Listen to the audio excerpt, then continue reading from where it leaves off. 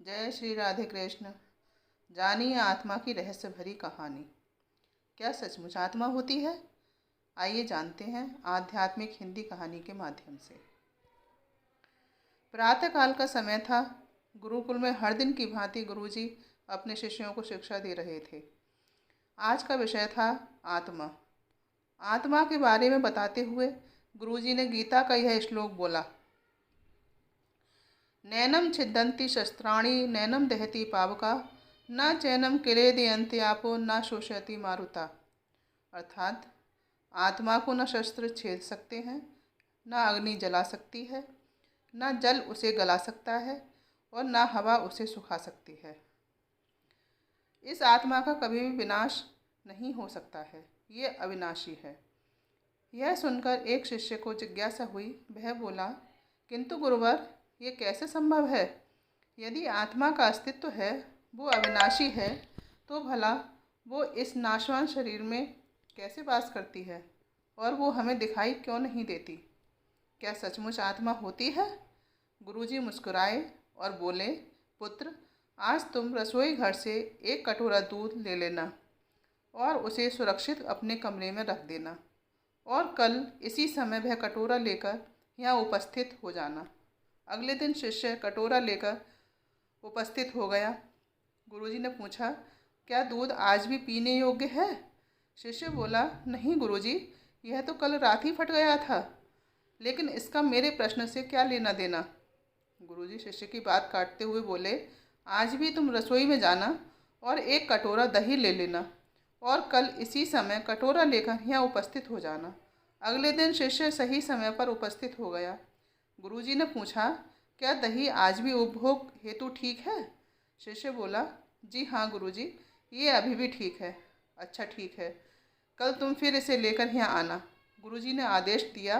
अगले दिन जब गुरुजी ने शिष्य से दही के बारे में पूछा तो उसने बताया कि दही में खटास आ चुकी थी और वह कुछ खराब लग रही है। इस पर गुरुजी ने कटोरा एक तरफ रखते हुए कहा, कोई बात नहीं, आज तुम रसोई से एक कटोरा घी लेकर जाना और उसे तब तक लेकर आना जब वो खराब हो जाए। दिन बीतते गए पर घी खराब नहीं हुआ और शिष्य रोज खाली हाथ ही गुरुजी के समक्ष उपस्थित होता रहा। फिर एक दिन शिष्य से रहा नहीं गया और उसने पूछ ही लिया, गुरुवर, मैंने बहुत दिनों पहले आपसे प्रश्न किया था कि यदि आत्मा का अस्तित्व है, वो अविनाशी है, तो भला वो इस नाशवान शरीर में कैसे वास करती है और वह हमें दिखाई क्यों नहीं देती? क्या सचमुच आत्मा होती है? पर उसका उत्तर देने की बजाय आपने मुझे दूध दही घी में उलझा दिया। क्या आपके पास इसका कोई उत्तर नहीं है? इस बार गुरुजी गंभीर होते हुए बोले, वत्स, मैं ये सब तुम्हारे प्रश्न का उत्तर देने के लिए ही तो कर रहा था। देखो, दूध दही और घी सब दूध का ही हिस्सा है, लेकिन दूध एक दिन में खराब हो जाता है, दही 2 दिनों में, लेकिन शुद्ध घी कभी खराब नहीं होता।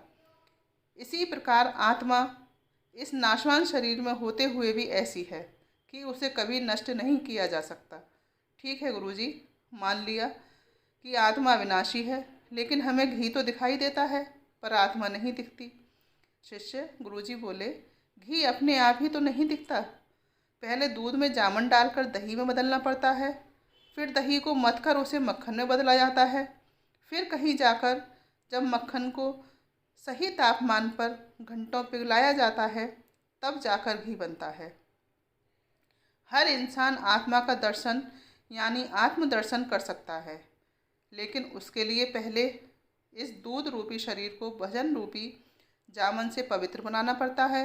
उसके बाद कर्म की मथनी से इस शरीर को दीन दुखियों की सेवा में मथना होता है और फिर सालों तक साधना व तपस्या की आंच पर इसे तपाना होता है।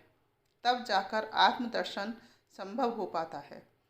शिष्य गुरुजी की बात अच्छी तरह से समझ चुका था। आज उसकी जिज्ञासा शांत हो गई थी। उसने गुरु के चरण स्पर्श किए और आत्मदर्शन के मार्ग पर आगे बढ़ गया। बोलो जय श्री राम।